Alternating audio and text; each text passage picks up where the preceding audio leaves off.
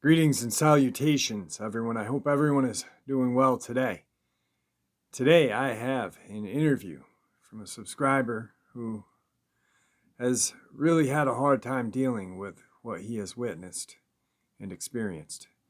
Before we get into this interview, a couple links. As you know, I rely on Patreon, PayPal, and my merch to help the channel to continue to grow and go. The links to Patreon and PayPal are in the description below. My merch is displayed directly under this video. Also, Dogman Frightening Encounters, Volume 1, 2, and 3, the audiobook versions.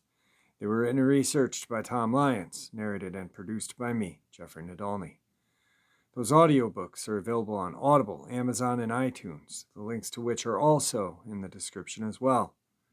Now, everyone, I have taken far too much of your time. Let's get into this interview. Shall we? All right, everybody. Today I have a guest that I have really wanted to have on since I received his first email. He shared his encounters with me via email, and he was a little hesitant to come on and talk. But through time and thinking about it, he was able to. Tonight I have Benjamin with us. Benjamin, how are you today? Doing pretty well, Jeff. It is an honor and a pleasure to be chatting with you, man. I appreciate you coming on. I had a great time. Benjamin and I had talked a little bit before the interview, and it was a good time. Super nice guy, and so right now I'm gonna hand the platform over to you, and that way you can share with everybody what has been going on and what you've experienced. All right. Well, thank you for that, Jeff. I'll try to be brief and direct about it because, as we just went over, there's some very complicated, traumatic stuff around these two incidents, but I sort of want to. I'm sorry. Just we just discussed it, but the nature of it is just very persistently unsettling. Yeah, absolutely. Yeah, so I'm just reframing, and I don't want to rush into it, but I want to take your time. However it get. Listen, yeah. It's okay. Don't worry. Yeah, no. Sorry. So,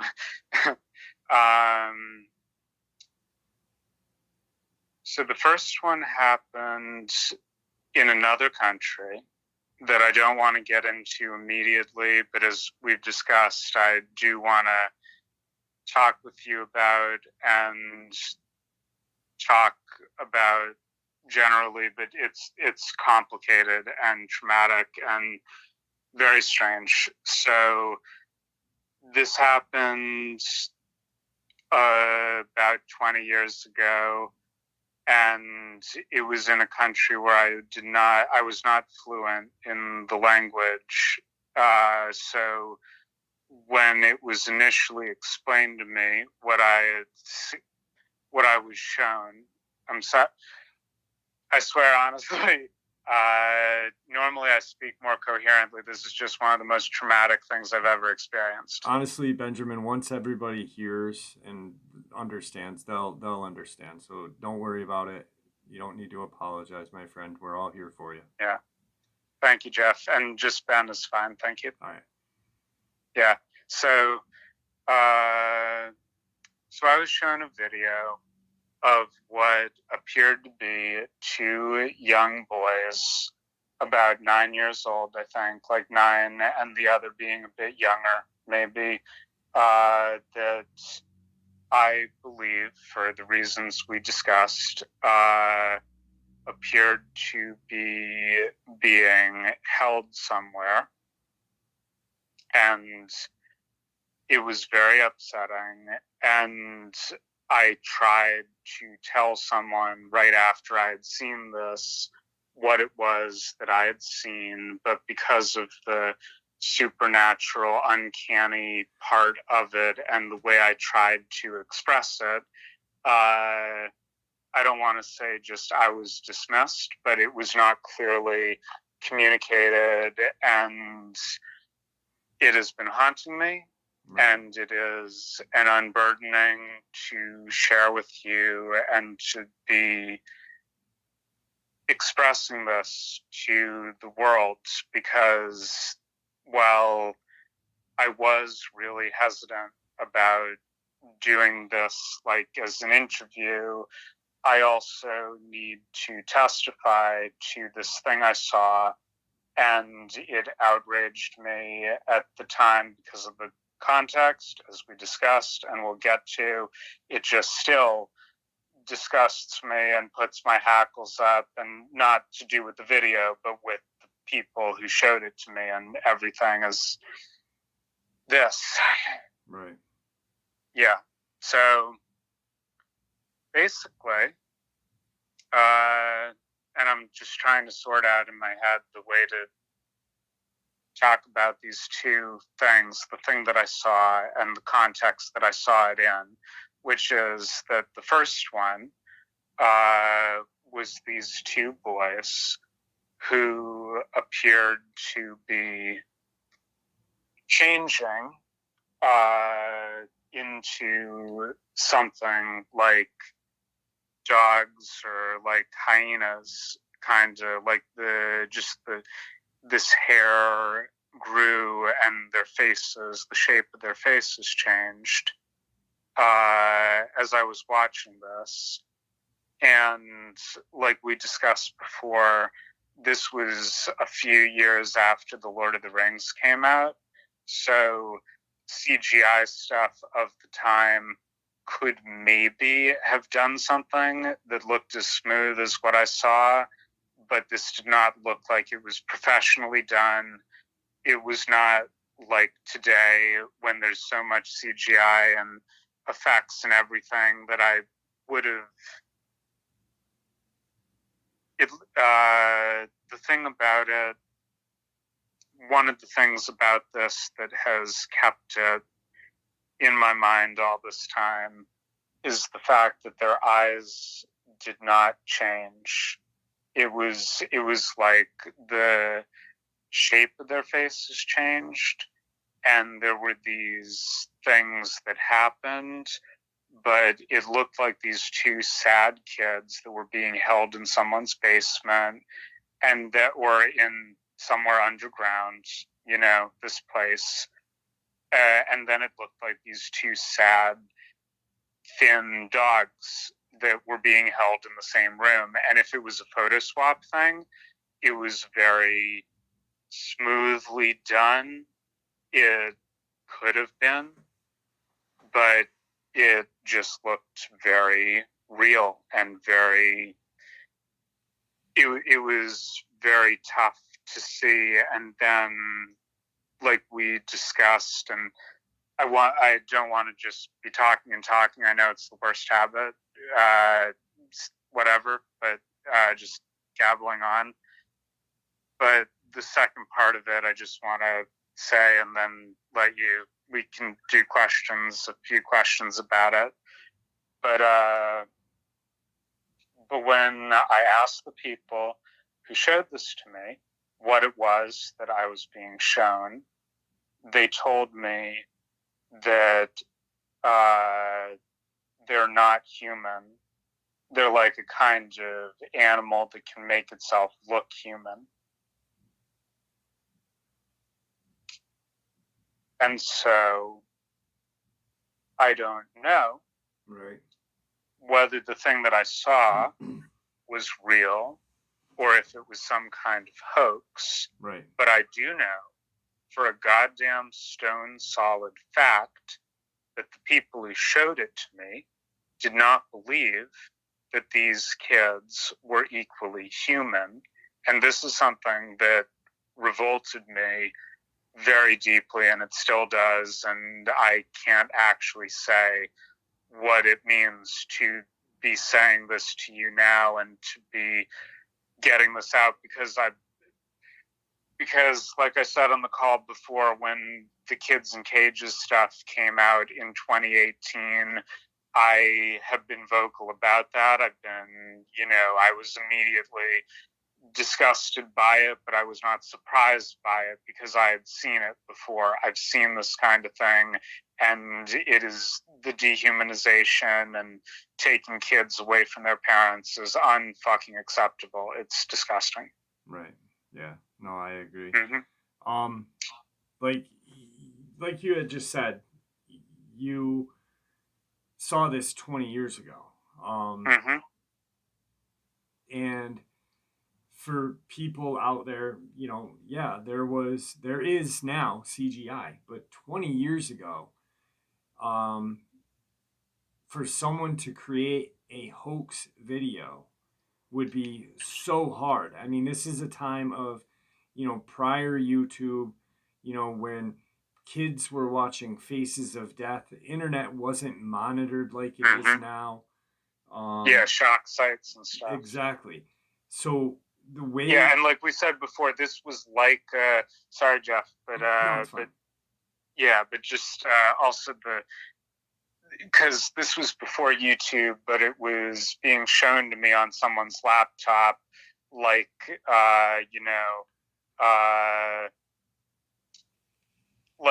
showing each other videos on YouTube. And also, I want to make sure to say this and to be clear about this, that along with, because I think I may not have, I'm sorry, this is all just very emotional and strange and the everything. But when I initially asked them what it was that I was seeing, I think I skipped over what I told you before, which was that they answered me first in the local language, which was not, I didn't understand, but I think they used a short word when I said what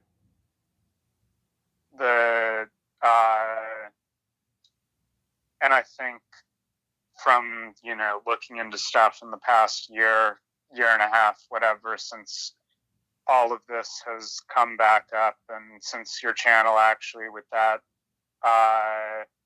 one photo from your friend in West Virginia that was more like the second one, the one that I saw in New Hampshire. Right. But this first one was not in the United States.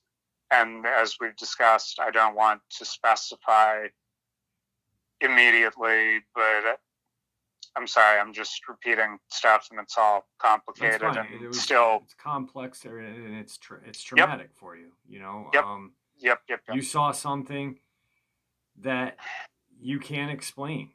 The thing is that, just so everyone knows, he's looked for this video online. He's not found it. It's affected him mentally for a long time, and to see two boys possibly being held captive for whatever reason, transforming, and then seeing their human eyes. Then they weren't angry looking eyes. They were just sad. Yeah, they look scared. Yeah. And who knows, where they were. They could, like you and I had said, government or possibly whatever, maybe their family knew they were shapeshifters and they were trying to keep the village safe. But either way, these little boys were kept captive and they were scared. Yeah. And also the fact that I'm pretty sure that the video I was being shown was of something that was not in the place that it was being shown to me in.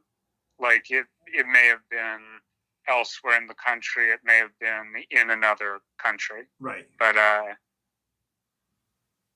Yeah. But so very importantly, though, that the word that they used, I think, was some version of Boda, Buddha, or maybe Beta, which lines up with some of the, the were hyena that is talked about and used by that name. It's like and a black when I magic. found out about that, it really clicked something, because I had been trying to remember what it was they had said they were, because I was very shocked by all of it in the moment, and I wasn't able to follow up on this for various reasons.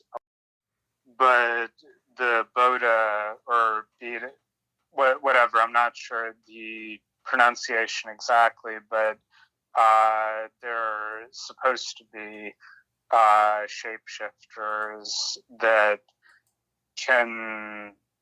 are like hyenas, but they can make themselves look like people, and that's basically what I was told. Right, and that's like when you and I had spoke, the second you said Boda to me, my brain went like a million miles an hour, and I'm like, wait, what? And they were a Boda is, like Ben just said, the almost like a shaman of someone that could transform into a were hyena. I I am blown away at this. I'm appalled that these kids were, whatever predicament they were in is definitely scary for a child, even if they were Boda. You know what I mean? There's got to be a better way of keeping them safe, but to make a video of their transformation and then to somehow leak it to the internet is even more disturbing. And the fact that, like I said before, and I don't know, and I feel calmer now that the main part of that is out, but I said to you, when they showed me this, they laughed. Like, they said, something to the effect of, like, aren't they weird? Aren't they? Like it was some kind of joke, and it still makes me sick and angry and feel just, like whatever it was, whether it was two boys or two boys and two dogs that they, blended the video together of, like, in whatever case, it was pretty, it was unsettling to see, but it was also really sad. It wasn't just weird, but there were a lot of things around this that were very disturbing in these other ways. Yeah, absolutely. And like I said prior to this, I said that right there just shows that you're a genuine person. You're a person that cares. Like, you were appalled at how these kids acted towards it, even if it was fake or if it was real.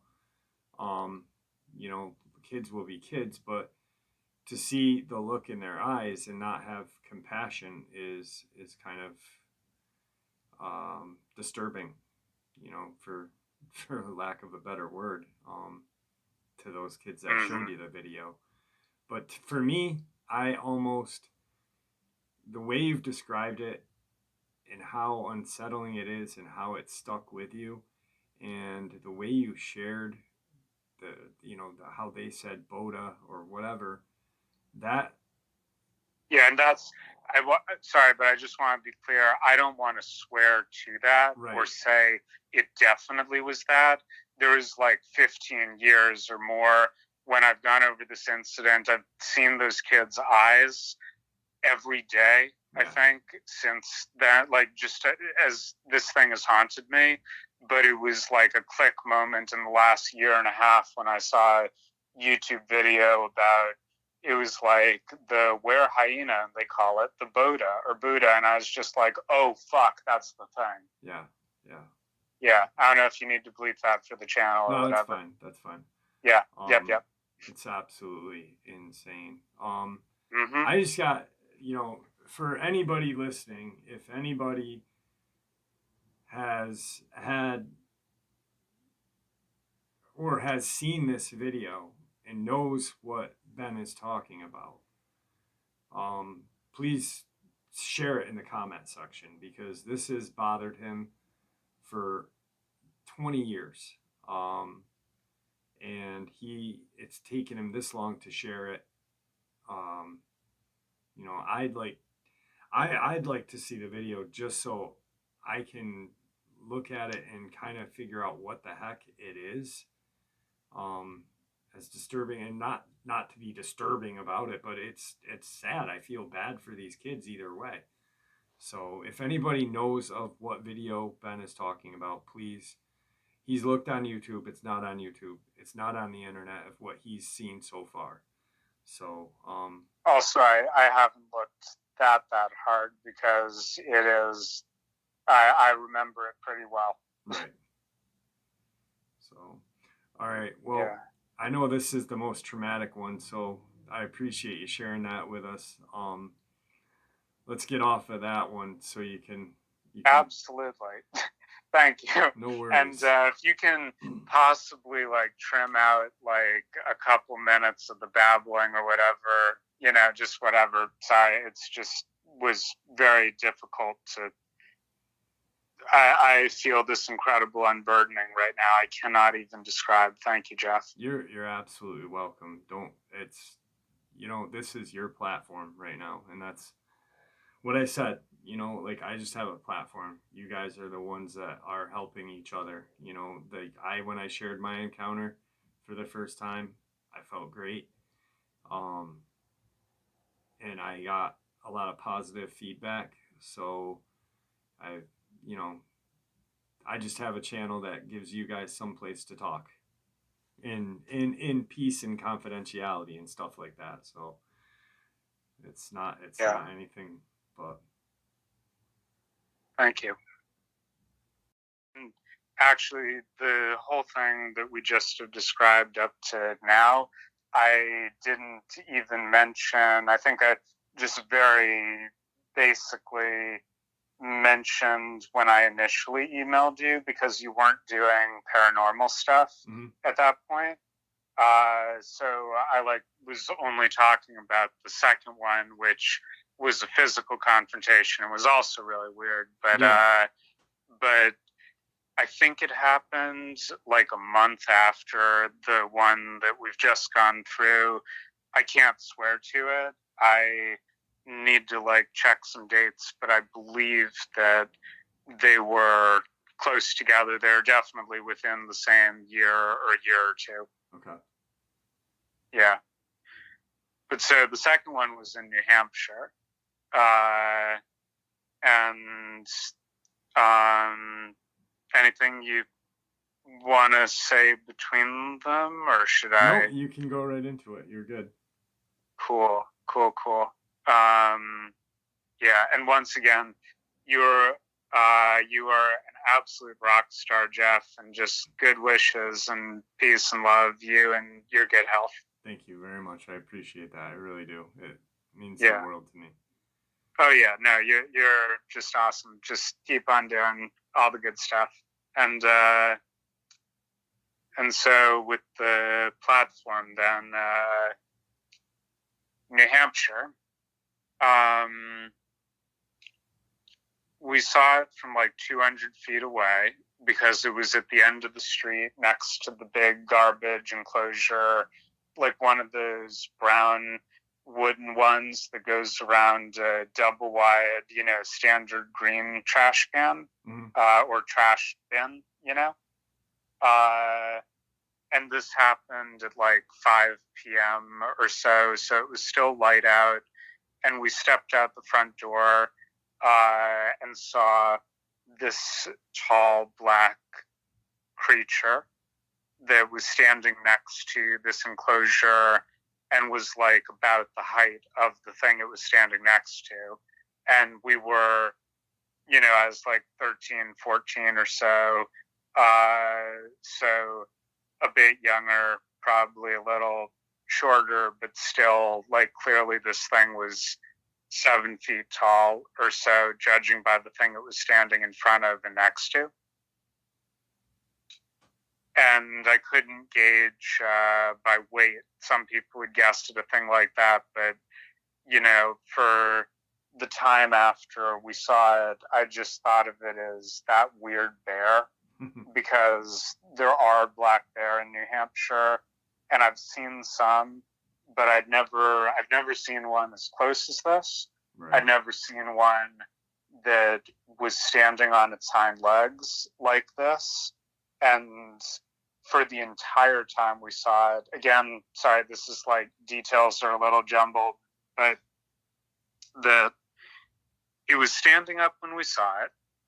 It was February, when some people have suggested to me, like, this was a bear that might have been scavenging, but, like, if it was a bear that was out when it should have been hibernating. And there was something weird about its legs, which was one of the first things I noticed, and that why I initially thought that it was like a stuffed bear that someone was throwing out, because it was just so big and so solidly black that it was like there's literally nothing else around here that this could be, Right. Mm-hmm. Because, I mean, like you said, this thing's huge. You're in New Hampshire, and in upstate New York, we have black bear as well. Like, every once in a while, they come down from the mountains. They're not 7 feet tall, standing on their hind legs. And this thing was ginormous. Uh-huh. Oh, yeah. Yeah, no, absolutely. And as we also talked about before, but and sorry, hang on, I'm just gonna, can you still hear me? Yep. Okay, cool. Just switching over something. Sorry, hang on just a sec. But yeah, never seen a thing like it, quite like it. And it was fascinating, which was sort of the thing, because I remember us walking up to see what it was, because it seemed, novel. But it didn't seem, it wasn't that it wasn't intimidating, but like, it just sort of was something we both wanted to get a closer look at, and we walked right up to it. Very, like, it was just standing very still. And then it turned its head and it took a step towards us, and we ran. Absolutely. And that's all I remember.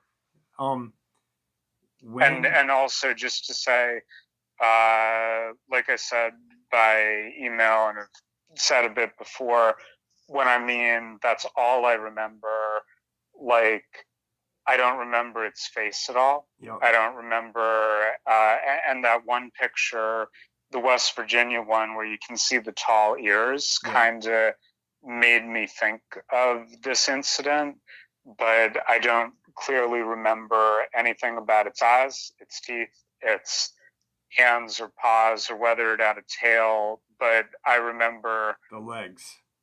Yeah, the legs and the height and the sense of it. But I think almost it might have gone like, boom. Okay. Like, I think if it wanted to have caught up with us, it absolutely could have. But it just, it was a spooky thing to encounter too. Especially, a short time after the first thing that happened to you, Yeah, although I didn't put 2 and 2 together at that time. Connect them at the time. Right, absolutely. Yeah. Yeah, I mean, when that thing now, so you guys are, just so I can paint a little better of a picture, if you don't mind. You guys are coming out of the wherever you are, and you see it, and at first you're thinking, wow, someone left a stuffed bear, like, like from the fair. It's just that big. It's huge. That's all you're Yep. thinking.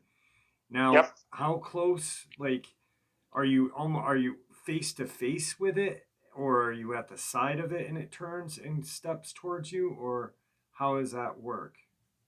Well, it's kind of was like a cul-de-sac end of the street. So Okay. when we got up to next to it, I think that whole like area might have been like 30 feet across, but I'm not good with sizes and distances and Right. stuff. Yeah. Especially being a kid, I mean, it's kind of Yeah, hard to exactly. remember. So I think we were probably like 15 feet away from it and in daylight, but I can't remember its face or anything else, which is weird. Yeah. Yeah. Well, not Just really. I weird. mean, you could, I mean, maybe you will in a couple of years remember it. Yeah. Maybe you're just suppressed it, deep down. I've had a lot of people say, I've suppressed this for years and I only remember this, but now it's came back to me, and things like Yeah. that. So, Yeah. Also, oh, sorry, but no, you like, go. yeah, like some people have said, and I wouldn't even have thought about it this way until I'd heard other people describe it on YouTube stories, Mm-hmm. and, using my judgment, what seems like people talking about real stuff and whatnot. Uh, but when people talk about it communicating silently or something or psychically, uh, hang on just a sec. All right. So, I appreciate Ben. I appreciate you coming and reaching out to me. I know this was hard. Um, I know it was hard just to share all of these two with me. You've been, holding on to them for quite a long time.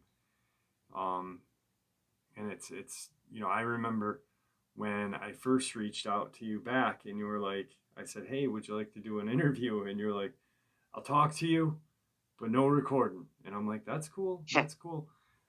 So I appreciate it. It really means a lot that, you had faith and trusting me on this. It really does. Is there anything that you'd like to say before we wrap up the video? Well, again, thank you. And yeah, definitely, I was concerned about it because all of this is very troubling and traumatic and all. But at the same time, I feel I have a moral obligation to share about it. And I haven't been able to up until literally what we're doing right now because I would not have been able to communicate it to people and be clear that this is something I'm serious about, Right. and it has been harder than I can say to just be having seen this and not being able to really explain it to anyone or, yeah. And I want to talk with you more about it as well and in more detail. But I'm just babbling. Thank you so Thank you. much, Jeff, and you do such great work, and all of this is incredible. And if there are any sympathetic Dogman listening as well, I want to wish everyone peace and love and good things. Just harmony to all. Absolutely. All right. Don't hang up. I want to talk to you for a bit. And thank you once again. I appreciate it. Mm-hmm. All right. So that was when I talked to Ben prior to the interview. Um, I don't even know what country he was in. I don't know the language they were speaking. All I know is what he told you guys and what he told me. I know that he is very apprehensive about things with this um, experience that he had, and rightfully so. as seeing something like that as a child during the time that the internet wasn't monitored. You know, it's absolutely insane. It really is. I also, please, anyone, if anyone has seen this video that he knows or that he shared with us, the description of, please reach out to me and let me know where I can find it, because there's a lot of things going through my head. I don't think it was a fake. I think it was real. I don't know if it was the government involvement or if it was a village trying to keep their village safe from these two bobas, like he said. But yeah, so I hope you guys enjoyed today's upload and interview as much as I enjoyed bringing it to you. Once again, please be kind to each other. You know, we're all we got. The world's a cruel, crazy world out there, and may the Great Spirit watch over all of us and guide us down this path to the thing we call life.